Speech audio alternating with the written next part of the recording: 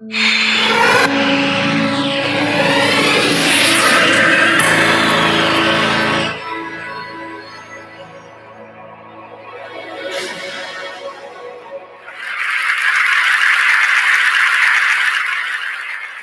do you explain when things don't go as we assume? Or better, how do you explain when others are able to achieve things that seem to defy all of the assumptions?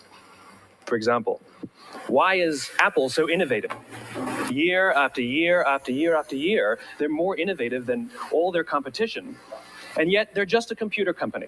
They're just like everyone else. They have the same access to the same talent, the same agencies, the same consultants, the same media. Then why is it that they seem to have something different?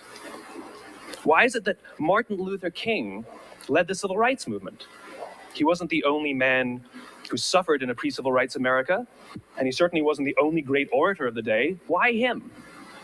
And why is it that the Wright brothers were able to figure out controlled powered manned flight when there were certainly other teams who were better qualified, better funded, and they didn't achieve powered manned flight, and the Wright brothers beat them to it? There's something else at play here. About 3.5 years ago, I made a discovery, and this discovery profoundly changed my view on how I thought the world worked, and it even profoundly changed the way in which I operate in it. As it turns out, there's a pattern. As it turns out, all the great and inspiring leaders and organizations in the world, whether it's Apple or Martin Luther King or the Wright brothers, they all think, act, and communicate the exact same way, and it's the complete opposite to everyone else. All I did was codify it.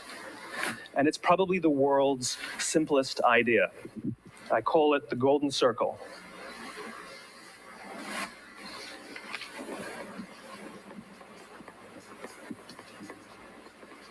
Why, how, what?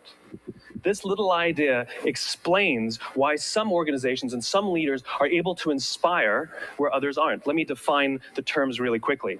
Every single person, every single organization on the planet knows what they do, 100%. Some know how they do it, whether you call it your differentiating value proposition or your proprietary process or your USP. But very, very few people or organizations know why they do what they do. And by why, I don't mean to make a profit.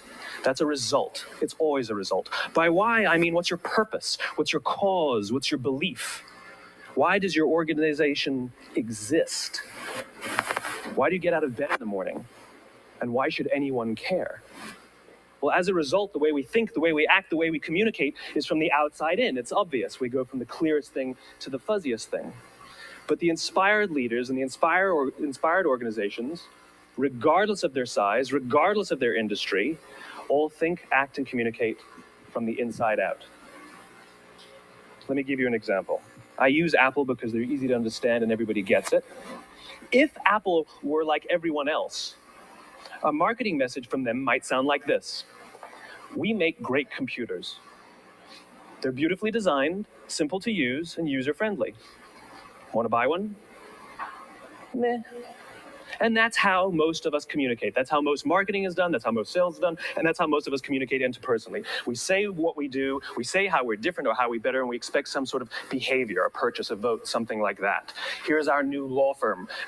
We have the best lawyers with the biggest clients. We have, we always perform for our clients, do business with us. Here's our new car. It gets great gas mileage. It has, leather seats. Buy our car. But it's uninspiring. Here's how Apple actually communicates.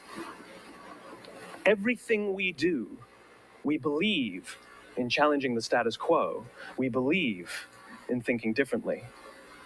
The way we challenge the status quo is by making our products beautifully designed, simple to use, and user-friendly. We just happen to make great computers. Want to buy one? Totally different, right? You're ready to buy a computer from me. All I did was reverse the order of the information. What it proves to us is that people don't buy what you do, people buy why you do it. People don't buy what you do, they buy why you do it. This explains why every single person in this room is perfectly comfortable buying a computer from Apple. But we're also perfectly comfortable buying an MP3 player from Apple, or a phone from Apple, or a DVR from Apple. But as I said before, Apple's just a computer company. There's nothing that distinguishes them structurally from any of their competitors. Their competitors are all equally qualified to make all of these products. In fact, they tried. A few years ago, Gateway came out with flat screen TVs. They're eminently qualified to make flat screen TVs. They've been making flat screen monitors for years. Nobody bought one. And Dell came out with MP3 players and PDAs. And they make great quality products, and they can make perfectly well-designed products, and nobody bought one. In fact, talking about it now, we can't even imagine buying an MP3 player from Dell. Why would you buy an MP3 player from a computer company? But we do it every day. People don't buy what you do, they buy why you do it. The goal is not to do business with everybody who needs what you have.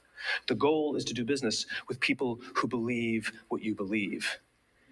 Here's the best part. None of what I'm telling you is my opinion. It's all grounded in the tenets of biology, not psychology, biology. If you look at a cross-section of the human brain, looking from the top down, what you see is the human brain is actually broken into three major components that correlate perfectly with the golden circle. Our newest brain, our Homo sapien brain, our neocortex, corresponds with the what level.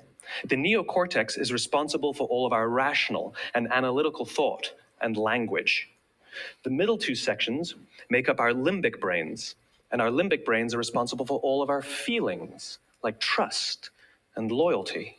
It's also responsible for all human behavior, all decision-making, and it has no capacity for language. In other words, when we communicate from the outside in, yes, people can understand vast amounts of complicated information like features and benefits and facts and figures. It just doesn't drive behavior. When we communicate from the inside out, we're talking directly to the part of the brain that controls behavior, and then we allow people to rationalize it with the tangible things we say and do. This is where gut decisions come from. You know, sometimes you can give somebody all the facts and your figures, and they say, I know what all the facts and details say, but it just doesn't feel right. Why would we use that verb? It doesn't feel right, because the part of the brain that controls decision-making doesn't control language. And the best we can muster up is, I don't know, it just doesn't feel right. Or sometimes you say you're leading with your heart, or you're leading with your soul. Well, I hate to break it to you, those aren't other body parts controlling your behavior. It's all happening here in your limbic brain, the part of the brain that controls decision-making and not language. But if you don't know why you do what you do, and people respond to why you do what you do, then how will you ever get people to vote for you or buy something from you, or more importantly, be loyal and want to be a part of what it is that you do? Again, the goal is not just to sell people who need what you have. The goal is to sell to people who believe what you believe. The goal is not just to hire people who need a job. It's to hire people who believe what you believe. I always say that, you know, there's if you hire people just because they can do a job, they'll work for your money. But if you hire people who believe what you believe, they work for you with blood and sweat and tears. And nowhere else is there a better example of this than with the Wright brothers. Most people don't know about Samuel Pierpont Langley. And back in the early 20th century, the pursuit of powered man flight was like the dot-com of the day. Everybody was trying it. And Samuel Pierpont Langley had what we assume to be the recipe for success. I mean, even now, you ask people, why did your product or why did your company fail? And people always give you the same permutation of the same three things. Undercapitalized, the wrong people, bad market conditions. It's always the same three things. So let's explore that. Samuel Pierpont Langley was given $50,000 by the War Department to figure out this flying machine. Money was no problem. He held a seat at Harvard and worked at the Smithsonian and was extremely well connected. He knew all the big minds of the day. He hired the best minds money could find, and the market conditions were fantastic. The New York Times followed him around everywhere, and everyone was rooting for Langley. And how come we've never heard of Samuel Pierpont Langley? A few hundred miles away in Dayton, Ohio, Orville and Wilbur Wright. They had none of what we consider to be the recipe for success. They had no money. They paid for their dream with the proceeds from their bicycle shop. Not a single person on the Wright brothers' team had a college education, not even Orville or Wilbur. And the New York Times followed them around nowhere. The difference was Orville and Wilbur were driven by a cause, by a purpose, by a belief. They believed that if they could figure out this flying machine, it'll change the course of the world.